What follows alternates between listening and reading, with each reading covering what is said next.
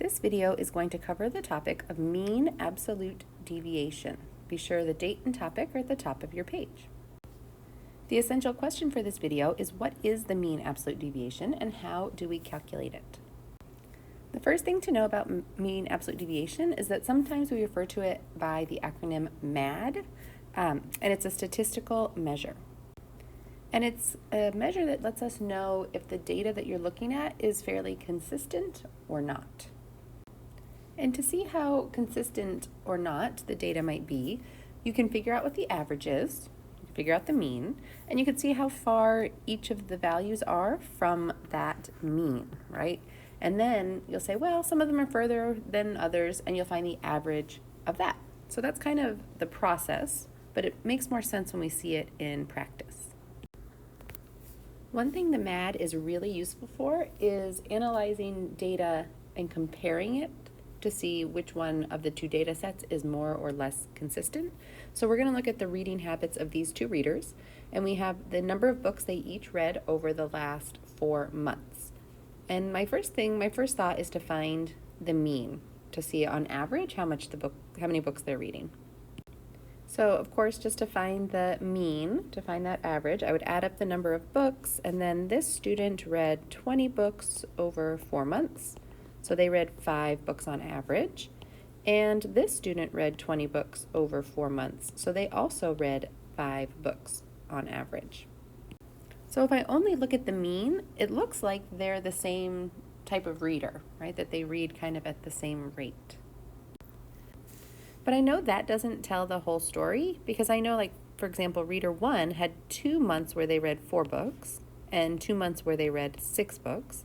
But reader 2 had a month of 1 book only and then 2 books, and then they actually had some massive reading in 2 of the months of 8 and 9 books each. And I know that they both had a mean here of 5, but the way their data is distributed is vastly different and tells us that they read in different ways. So sometimes just taking the mean doesn't give us the whole picture. However, calculating the MAD for each set can give us some insight into what we call the consistency versus the variability of the data. So we'll look at those two readers again. So just a reminder, these were the numbers and these are the means. They both had a mean of 4. And so I'm going to show you how we can calculate the MAD. And to help me figure out the MAD, I'm going to set up these tables that kind of help me organize my thinking.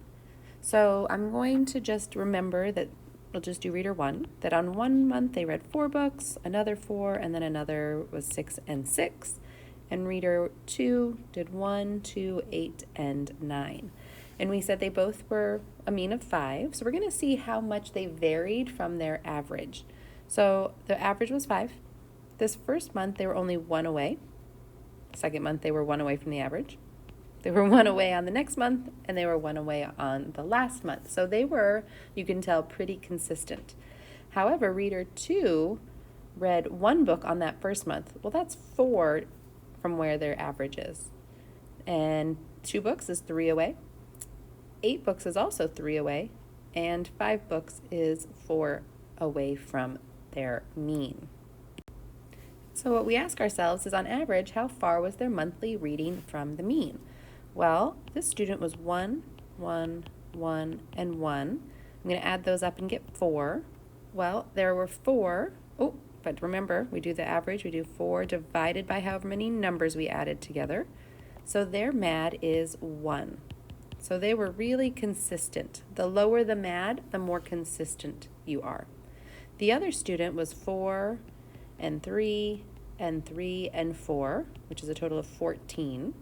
And those 14 books were spread over, or those 14 distances were spread over 4 data points, which makes 3.5. So their MAD was 3.5. And we probably could tell this intuitively with the data that I chose for my silly example here, but student 1 was more consistent, right? There was less variation in how much they read every month. Student 2 was a little more all over the place. 1 month they had time for 1 book, the other month they had time for 9 books. Before we do just one more example together, here's kind of a summary of what we've seen so far. So to find the MAD, we calculate the mean, We determine how far each point is from the mean, and then we find the mean of that value. And it gives us information. When the MAD is really high, that means there's a lot of variation. And when the MAD is low, it means that the data is more consistent. And we'll just do, without any context, we'll just find the MAD of these data points, right? And so we'll first find the mean, and we'll do that by adding those up. And so if we add those 5 values up, we should get 120.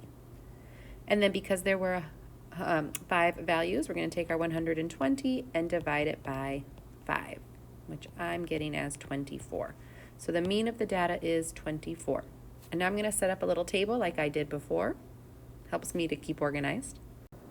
And I have each of the data points listed there, and I'm just going to think about how far away they are from the mean of 24. So obviously this is 2 away, this is 1 unit away, this is 6, this is 3, and this is 6 again. So I need to now find the mean of that value. So what I'll be doing is adding these up and finding the total, which I think would be 18. And then I'm going to take that 18 and divide it again by the number of values. And if I divide 18 by 5, it goes in 3 whole times, and there's a decimal of 3.6. So this would be our MAD.